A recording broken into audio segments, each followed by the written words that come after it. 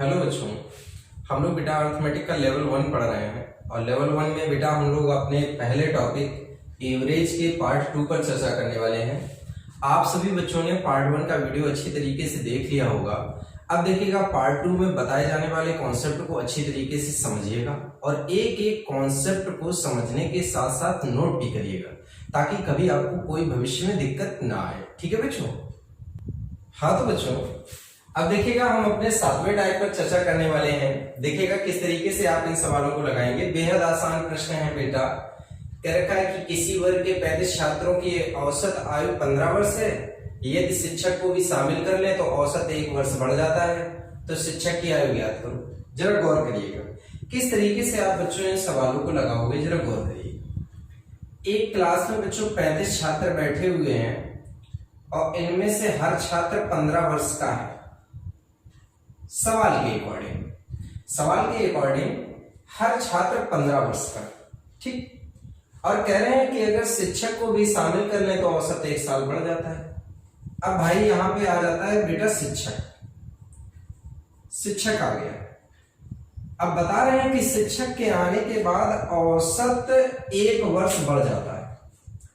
भाई औसत में वृद्धि का मतलब तो इतना ही समझ में आता है कि शिक्षक जो है वो बच्चों की तुलना में बड़ा है, क्योंकि जब शिक्षक बड़ा होगा तभी औसत में वृद्धि संभव है। अगर सपोज थोड़ी देर के लिए हम मान लेते हैं कि मान लो शिक्षक 15 वर्ष का ही होता, तो बताओ बच्चों औसत में किसी प्रकार से कोई परिवर्तन संभव नहीं था। यहां पर अगर शिक्षक 15 वर्ष का होता तो औसत में किसी प्रकार का परिवर्तन संभव नहीं था। अब इन्होंने कहा है कि जब शिक्षक आ जाता है तो औसत 1 वर्ष बढ़ जाता है। अब बस आपको इतना दिमाग लगाना है कि ये जो बढ़ जाता है वो कितने लोगों में बढ़ जाता है। तो दिमाग लगाइएगा। 35 छात्र तो बच्चों यहां पे पहले से मौजूद थे, प्लस एक शिक्षक और आ गया, तो यहां पे टोटल नंबर ऑफ कैंडिडेट 36 हो गए। अब देखो बच्चों 36 लोगों में 1 की वृद्धि होती है।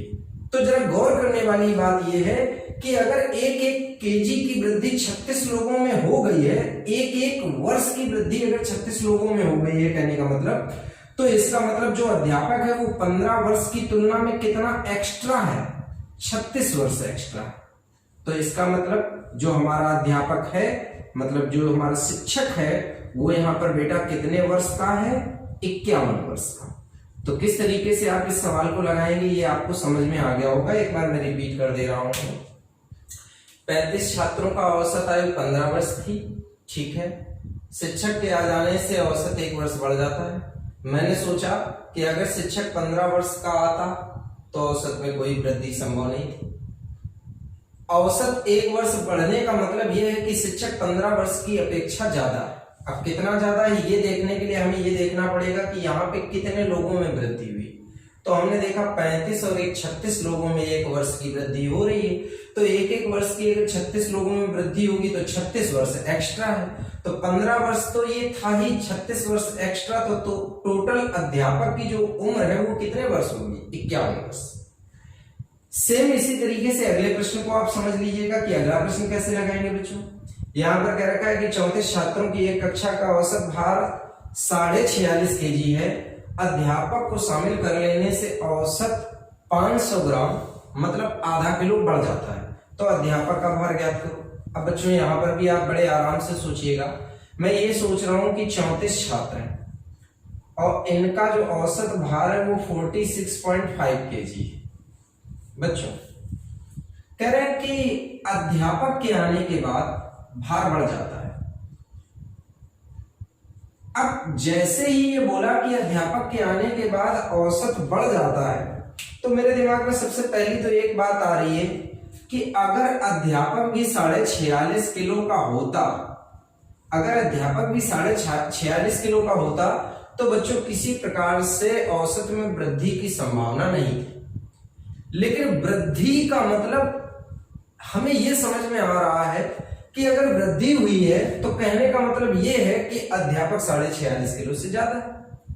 अब ये कितना ज्यादा है ये पता करने के लिए पहले आप ये देखिएगा कि वृद्धि कितने लोगों में हुई है। तो हमको ये देखने पे मिला कि 34 स्टूडेंट थे, एक अध्यापक, तो टोटल 35 लोगों में वृद्धि हो रही है।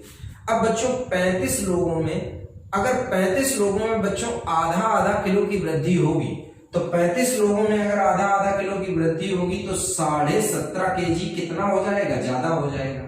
तो 17.5 केजी अगर ज्यादा हो जाएगा तो इसका मतलब अगर हम यहाँ पर अध्यापक का भार निकालेंगे बच्चों, तो अध्यापक का भार यहाँ पर निकलेगा 64 केजी। मतलब यहाँ पर अध्यापक जो है वो बच्चों कितने किलो का है, 64 किलो का। तो किस तरीके से बच्चों आप इन सवालों को लगाएंगे एग्जाम में, ये बात आपको हमेशा याद रखनी है। बस इतना याद रखा करिएगा, सवाल जब भी आपको चाहे ये सवाल हो चाहे ये सवाल हो, सबसे पहले एक बात याद रखो, अगर जो औसत है, अगर उतना ही वर्ष या उतने ही भार का आदमी आता तो औसत में वृद्धि संभव नहीं थी। वृद्धि होने का मतलब वो एक्स्ट्रा लाया, कितना एक्स्ट्रा लाया है वो देख लीजिएगा। फिर ये देखिएगा वो जो एक्स्ट्रा है वो कितने लोगों में बटेगा। हमने देखा 35 और एक 36 लोगों में बटेगा तो 36 वर्ष जोड़ दिया। यहाँ पर मैंने देखा कि 34 ये छात्र थे, एक अध्यापक थे, तो 35 लोगों में अगर आधा आधा किलो बांटेंगे तो 17.5 किलो एक्स्ट्रा है, ये इसमें 17.5 जोड़ दिया। तो इस तरीके से आपको ये इसके आंसर निकालने हैं। ठीक है बच्चों, अब अगले सवाल को देखते हैं। हाँ तो बच्चों अब देखिएगा हम अगले टाइप पे चर्चा करने वाले हैं। जरा अगले टाइप पे देखिएगा इन 3 प्रश्नों को किस तरीके से हम सॉल्व करेंगे, जरा देखिएगा बच्चों। देखो बच्चों, जैसा कि प्रश्न में बताया गया है कि 8 व्यक्तियों के एक परिवार का औसत भार 1 केजी बढ़ जाता है जब 60 केजी के एक सदस्य के बदले एक नए व्यक्ति को शामिल किया जाता है। नए व्यक्ति का वजन आपसे पूछा गया है किलोग्राम में ज्ञात करो। देखो बच्चों, हम कैसे इस सवाल को बड़े आराम से सोच सकते हैं, जरा सोचिए। भाई हमने देखा कि परिवार में 8 लोग हैं और 8 लोगों में बताया ये जा रहा है भैया कि इसमें से 60 केजी वाले कैंडिडेट को बदला गया है एक नए व्यक्ति से। ठीक है बच्चों, एक नए व्यक्ति से बदला गया है। अब थोड़ी देर के लिए हम एक बात पे विचार करने लगे। हमारे दिमाग में ये आ रहा है कि अगर 60 केजी वाला आदमी गया और अगर हम 60 किलोग्राम वाले ही आदमी को इस टीम में भेज दें। बच्चों देखो, 60 किलो वाला आदमी ग्रुप से गया और अगर हम 60 केजी वाले आदमी को ही ग्रुप में भेज देते तो इस ग्रुप के औसत पर किसी प्रकार से कोई प्रभाव नहीं पड़ता। लेकिन सवाल में बताया गया है कि नए व्यक्ति के आने के बाद औसत भार 1 किलो बढ़ गया है। अब आप लोग खुद अपने कॉमन सेंस से ये सोच सकते हो कि भाई भार बढ़ेगा तो तब जब इसके पास एक्स्ट्रा होगा, और इसके पास इतना एक्स्ट्रा होना चाहिए ताकि ये सब को बढ़ा सके। इस सब का मतलब कितने लोग, 8 लोग। भाई देखो, गया एक तो आया भी एक, तो टीम में नंबर ऑफ कैंडिडेट की समस्या नहीं है, जो गए वही हो गए फिर से। बस समस्या इतनी है कि यहाँ पे आपको ये चेक करना है कि यहाँ पे जो गया है उसकी जगह पे जो आया उसके आने के बाद क्या बदलाव हुआ। तो हमने देखा कि बदलाव के रूप में 1 किलो की वृद्धि हो रही। भाई 1 किलो की वृद्धि का मतलब ये है कि ये आदमी 60 किलो की तुलना में कुछ ज्यादा है। इतना ज्यादा है कि इसने 8 लोगों में 1-1 किलो की वृद्धि की है। इसका मतलब इसके पास 8 केजी ज्यादा है। इसका मतलब नया आदमी जो है वो कितने किलो का है, 68 किलो का। तो किस तरीके से आप बच्चों इस सवाल को लगाओगे, ये बात आपको अच्छी तरीके से समझ में आ गई। अब जरा हम अगले प्रश्न पे चर्चा करते हैं, जरा देखते हैं। कह रखा है कि एक व्यापारी 10 क्लर्क रखे हैं, उसमें से एक के स्थान पर जिसकी मासिक आय 400 रुपए थी एक नया व्यक्ति रखा गया, तो क्लर्कों के मासिक औसत में इस प्रकार 15 रुपए की कमी हो जाती है। तो नए क्लर्क की आय ज्ञात करो। जरा गौर करिए, थोड़ी देर के लिए हम फिर से वही सोचते हैं जैसे हमने पिछले सवाल में सोचा कि भाई 10 क्लर्क हैं और 10 क्लर्क में से एक 400 रुपए कमाने वाला क्लर्क चला गया। 400 रुपए कमाने वाला बेटा क्लर्क चला गया और एक नया क्लर्क है, नया क्लर्क। ठीक, अब कॉमन सेंस से हम एक चीज सोच रहे हैं कि सपोज कर लीजिएगा थोड़ी देर के लिए कि 400 रुपए कमाने वाला क्लर्क गया और 400 रुपए कमाने वाला क्लर्क आ जाए। तो किसी प्रकार से हमारे औसत पे कोई परिवर्तन का सवाल ही नहीं उठता है। भाई जितना गया उतना ही आ गया, तो परिवर्तन हुआ कहां। लेकिन इन्होंने बताया है कि नया क्लर्क आने के बाद औसत में कमी आ गई। तो कमी आने का मतलब तो स्वाभाविक बात है कि ये आदमी कम कमाता है। अच्छा, इसके आने के बाद देखो कमी कितनी आई, 15 रुपए की कमी आई पूरे ग्रुप के औसत में। इसका मतलब इस बंदे ने सभी 10 आदमियों के वेतन को 15-15 रुपए प्रभावित कर दिया। अगर 10 लोगों को 15 रुपए प्रभावित किया है तो इसका मतलब 150 रुपए प्रभावित किया। इसका मतलब इस आदमी की इनकम पिछले आदमी की तुलना में कितने रुपए कम है, 150 रुपए कम है। इसका मतलब यहां पर जो ये नया क्लर्क है, इस क्लर्क की इनकम बेटा कितने रुपए है, 250 रुपए। यहां पर देखिएगा, दोनों फैक्ट क्लियर कर लीजिएगा। अगर नए आदमी के आने के बाद बढ़ रहा है तो आप जोड़ेंगे, नए आदमी के आने के बाद घट रहा है तो घटाएंगे। ठीक है बच्चों, किस तरीके से आप इन दोनों सवालों को लगाएंगे, ये दोनों ही सवाल में आपको क्लियर हो गया। अब जरा इस तीसरे सवाल की समस्या को भी हम सॉल्व कर लेते हैं। थोड़ा सा इधर हम बताएंगे, थोड़ा ध्यान दीजिएगा सभी लोग। आपसे कह रहा है किसी क्रिकेट टीम के 11 खिलाड़ियों की औसत आयु 2 महीने बढ़ जाती है जब उनमें से 2 खिलाड़ियों जिनकी आयु 18 वर्ष 20 वर्ष के स्थान पर 2 नए खिलाड़ी लिए जाते हैं। नए खिलाड़ियों की औसत आयु क्या था। देखो बच्चों, हम यहां पर ये सोच रहे हैं थोड़ी देर के लिए कि मान लिया थोड़ी देर के लिए टीम में 11 खिलाड़ी। बच्चों टीम में 11 खिलाड़ी हैं और 11 खिलाड़ियों में से एक 18 वर्ष का कैंडिडेट और एक 20 वर्ष का कैंडिडेट चला गया। ठीक, थोड़ी देर के लिए गौर करिएगा। ओवरऑल अगर हम देखें तो 38 वर्ष इस ग्रुप से निकल चुका है। ठीक, इन 2 के स्थान पर 2 नए कैंडिडेट आए। ठीक, 2 नए खिलाड़ी आए। थोड़ी देर के लिए समझिएगा, यहां पर 2 खिलाड़ी चले गए और 2 नए खिलाड़ी बच्चों आ गए।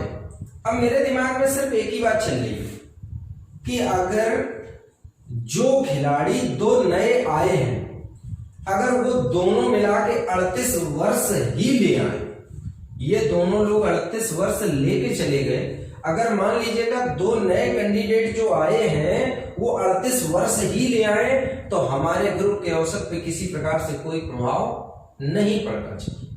लेकिन सवाल में बताया गया है कि जब नए खिलाड़ी आए तो औसत 2 महीने बढ़ जाता है।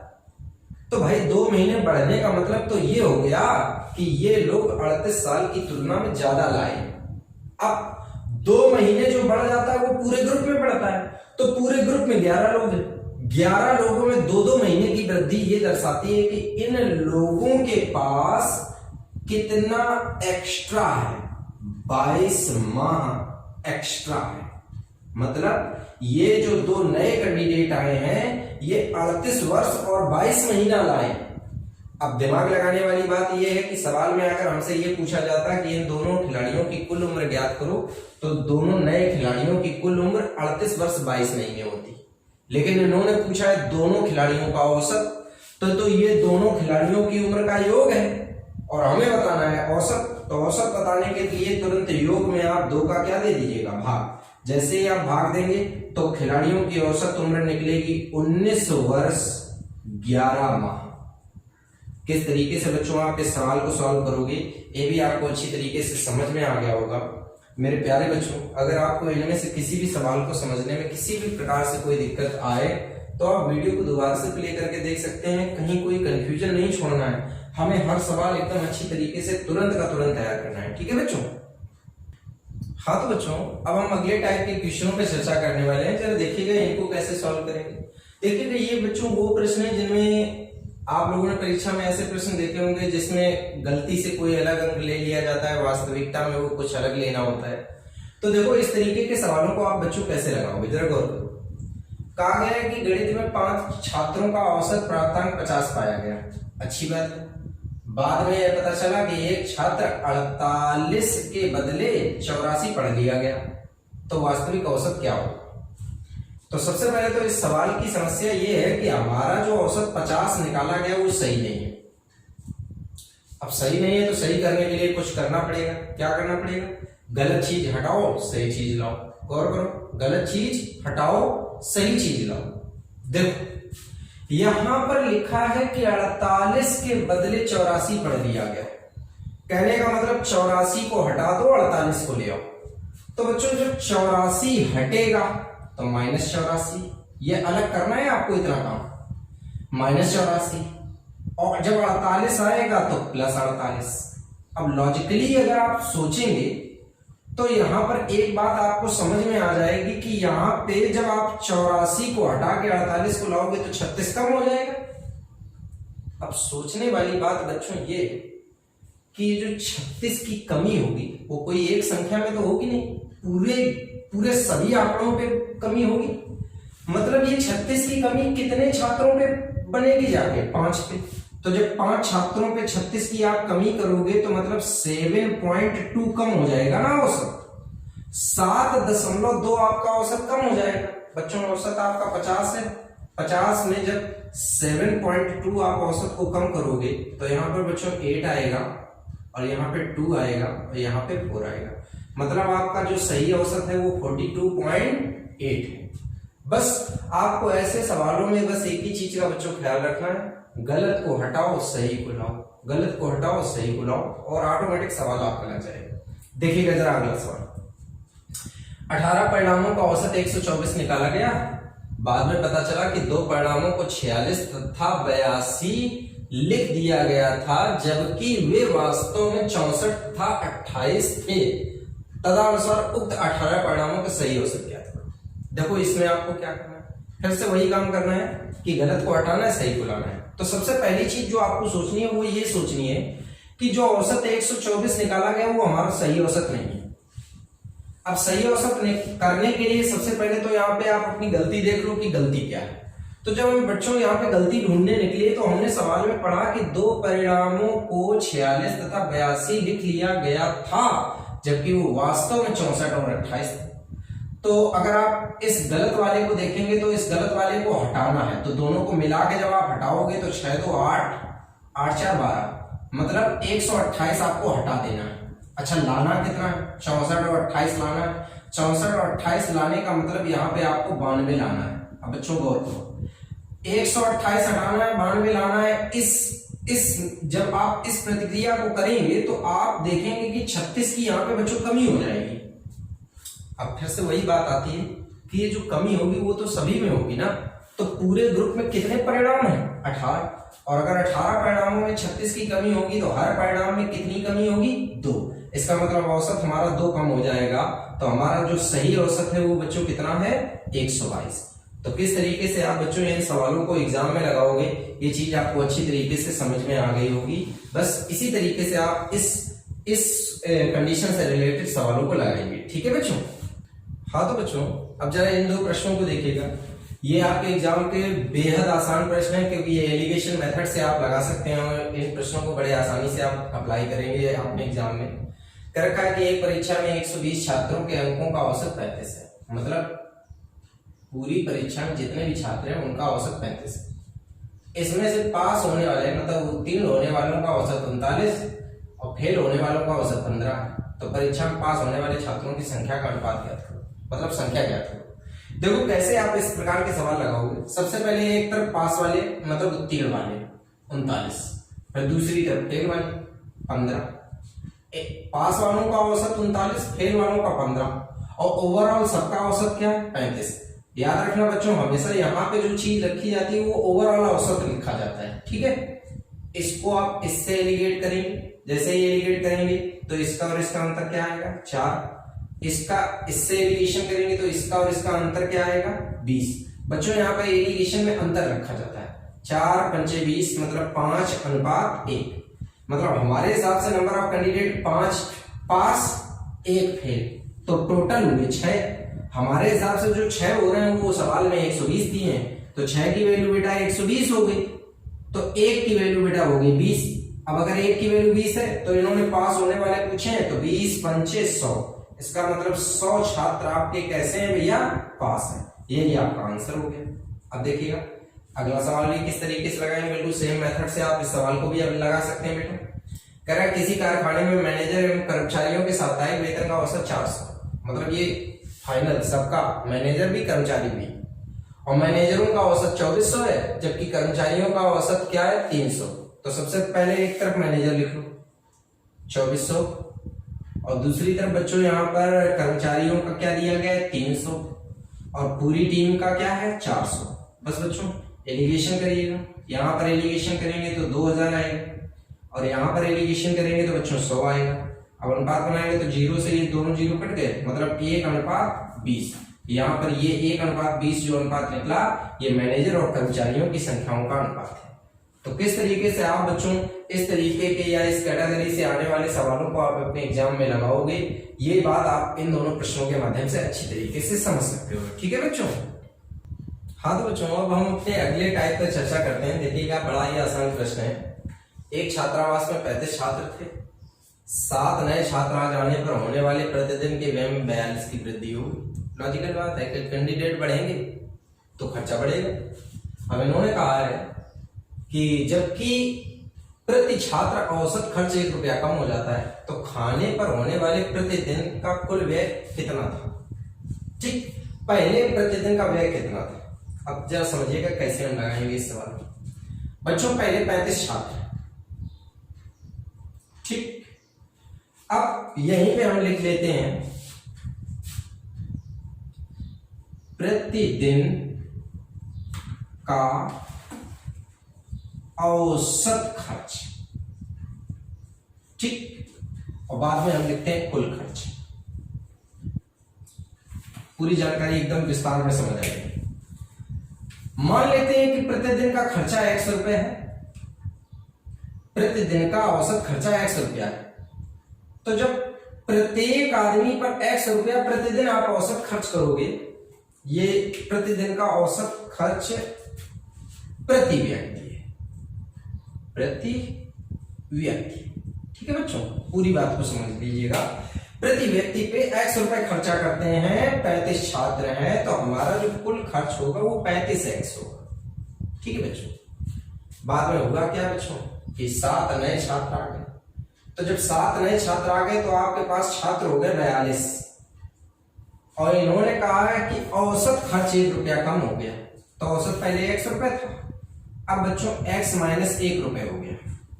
तो जब x माइनस 1 रुपए खर्च हो जाएगा तो जो कुल खर्च बनेगा जाके वो कुल खर्च बनेगा 42x माइनस 42, ये कुल खर्च बनेगा। ठीक है बच्चों। अब जरा यहां पर सवाल में अगर हम पढ़ते हैं तो ये कह रहे हैं कि 7 छात्र आ जाने के बाद व्यय में 42 रुपए की क्या होती है, वृद्धि होती है। कहने का मतलब पहले जो व्यय होता था अब वो 42 रुपए ज्यादा व्यय होगा। तो आपको देखिएगा इस वाले व्यय से इसे घटाओगे तो 42 का अंतर आना चाहिए। तो आप यहाँ पे घटा भी लीजिएगा 42x माइनस 42 और माइनस 35x और इक्वल टू 42 रुपए। ठीक, ये देखिएगा नया खर्च है, ये बच्चों पुराना खर्च है और देखो अंतर 42 का। जब घटाएंगे तो बच्चों ये 7x हो जाएगा, ये 42 से उधर जाएगा तो आपका हो जाएगा 42 42 84। इससे इसे सिंप्लीफाई करिएगा, जैसे ही सिंप्लीफाई करेंगे तो x की वैल्यू आएगी 12, मतलब 12 रुपए आप प्रति व्यक्ति पे पहले खर्चा करते थे।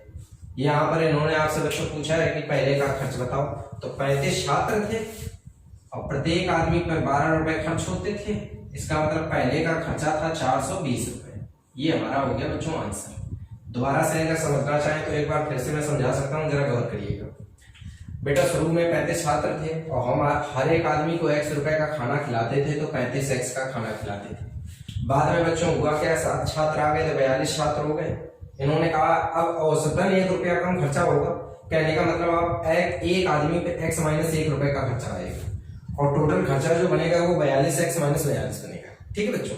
इस खर्च से मतलब इस नए वाले खर्च से अगर पुराने वाले खर्च को घटाएंगे तो इन्होंने कहा 42 रुपए का अंतर आना चाहिए। तो हमने देखो नए वाले खर्च से पुराने वाले खर्च को घटाया तो 42 रुपए लिखे। तो यहाँ पे 7x की वैल्यू 84, तो x की वैल्यू 12 मिली। जब x की वैल्यू 12 मिली यहाँ पे अप्लाई करिए, 12 पंचे 60 का 0 और 12 दिए 36 के 42, मतलब पहले का कुल खर्च कितना था 420। तो किस तरीके से आप इस सवाल को लगाएंगे आप समझ गए होंगे। अब अगला टाइप देखिएगा। हाँ तो बच्चों अब जरा हम अपने अगले टाइप पे चर्चा करते हैं कि अगला टाइप किस तरीके से हमें समझना है, जरा ध्यान दीजिएगा। बच्चों इसमें बताया गया कि सोमवार, मंगलवार, बुधवार, बृहस्पतिवार का औसत तापमान 38 डिग्री था। मंगलवार, बुधवार, बृहस्पतिवार और शुक्रवार का औसत तापमान 40 डिग्री था। तो कह रहे सोमवार का तापमान अगर 30 डिग्री है तो शुक्रवार का तापमान क्या था। देखो आप इस सवाल को कैसे लगाओगे बच्चों। देखो 4-4 दिन के करके यहाँ पे आपको औसत दिया गया है। अब आप थोड़ी देर के लिए यहाँ पे एक चीज समझ लीजिएगा। आप पहले इस औसत को योग में बदलो। जब आप औसत को योग में बदल लोगे तो आपके लिए सवाल आसान हो जाएगा। अब कैसे आप बदलोगे ये भी समझ लो। सबसे पहले एक चीज समझ लो, जो तापमान बड़ा है पहले उस समीकरण को ऊपर लिखो। समीकरण मतलब उसका योग पहले लिखो। तो आप यहां पे लिखेंगे मंगलवार, ठीक, इतने से आप समझ जाएंगे। और बुधवार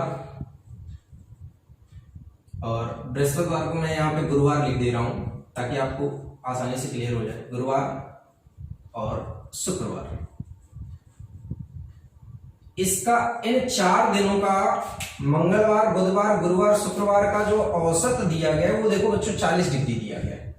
तो मैंने क्या किया, इसको लिख दिया 40 × 4। गुणा करने की जरूरत नहीं, बस ऐसा ही छोड़ दीजिए। अब आप पहली वाली कंडीशन लिखिए, सोमवार, मंगलवार, बुधवार, बृहस्पतिवार। तो देखो इसको लिखने का भी तरीका, यहां से लिखो सोमवार प्लस मंगलवार प्लस बुधवार प्लस बृहस्पतिवार को बच्चों गुरुवार करके लिखो, ठीक है। का औसत तापमान दिया गया है बच्चों यहाँ पे 38 डिग्री। तो आप इसे ऐसे लिखो, 4 दिन है तो यहाँ पे भी लिख लो 38 × 4। अब देखो बच्चों, मान लो थोड़ी देर के लिए 2 समीकरण है, और अगर दोनों समीकरणों को आपस में घटाओगे तो मंगल का दिन कट गया, बुध का दिन भी कट गया और गुरुवार भी कट गया। आपके पास केवल बचा कौन कौन, यहाँ पर बच्चों शुक्रवार बचा और यहाँ पर बचा सोमवार। अब जरा गौर करने वाली बात यह है कि ऊपर शुक्रवार है तो पहले शुक्रवार को लिखो, ठीक, और माइनस सोमवार बराबर यहां पर अगर आप देखोगे तो 40 और 38 का बच्चों जब आप अंतर निकालोगे तो देखो अंतर कितना आ रहा है 2, और देखो 4 कॉमन है तो 4 दूनी कितना आ गया 8 डिग्री।